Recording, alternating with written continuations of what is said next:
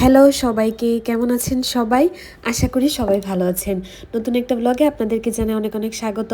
এই ব্লগটা হচ্ছে গতকালকে আমি হচ্ছে যে কি রান্না করছি দুপুরবেলা, এটাই আমি আপনাদের সাথে শেয়ার করব।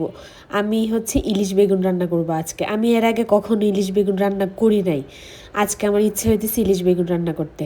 আর বেশ মাথাও আছে কয়েকটা, 6টার মতো মাথা। তো ভাবলাম কি 2টা মাথা দিয়ে ফেলি, মানে মাথাগুলা খাওয়া হইতেছে না, দেখা যাচ্ছে যে মানে মাছের চাকা, তারপর হচ্ছে লেজ, এগুলাই খাওয়া হইতেছে। তো আজকে 2টা মাথা দিলাম আর 2টা চাক দিলাম। যাই হোক, মাছটা আগে হলুদের গুঁড়া, মরিচের গুঁড়া, লবণ দিয়ে ভাজলাম। ভাজার পরে হচ্ছে যে বেগুনটা, তো হলুদ মরিচের গুঁড়া, লবণ দিয়ে বেগুনটাও ভাজলাম।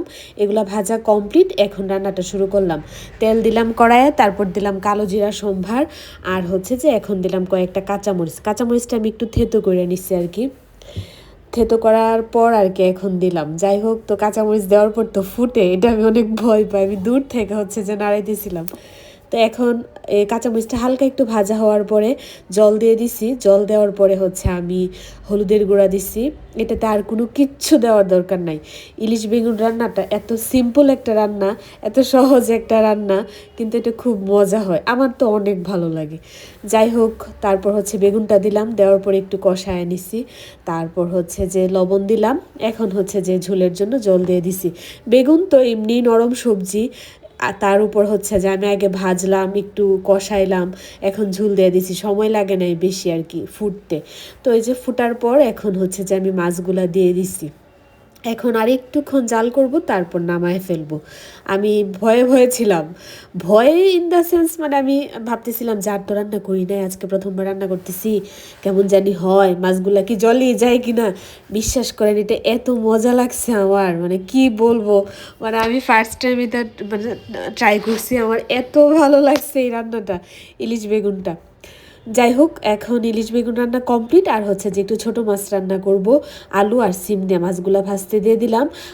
আর অল্প কয়েকটা ছোটো মাছ হচ্ছে ভাজা করব। এখানে পিঠালি তৈরি করে নিছি, চালের গুঁড়া, হলুদের গুঁড়া, মরিচের গুঁড়া, লবণ দিয়া। এখন হচ্ছে যে মাছগুলো ভাজা করব।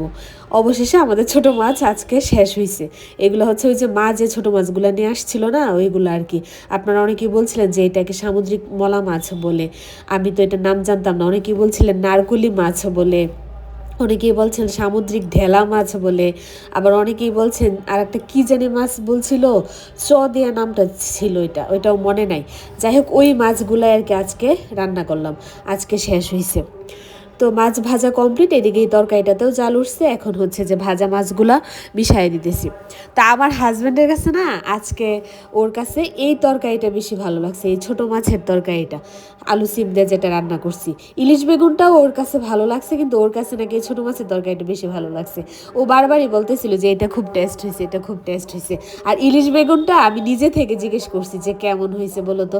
তো আমার কাছে না ছোটো মাছের তরকারিটা মানে মোটামুটি লাগছে, আর ইলিশ বেগুনটা আমার কাছে অনেক মজা লাগছে, অনেক অনেক অনেক, কেন জানি না আমার অনেক মজা লাগছে।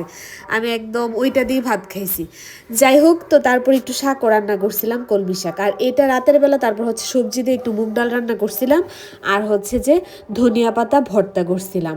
আর ওই যে দুপুরবেলার মাছের তরকারিও ছিল, ইলিশ মাছের তরকারিও ছিল। তো এই তো ছিল আমার আজকে সারাদিনের রান্নাবান্না। তো সবাই ভালো থাকবেন। এই ভিডিওটা এই পর্যন্তই। Tata, bye bye.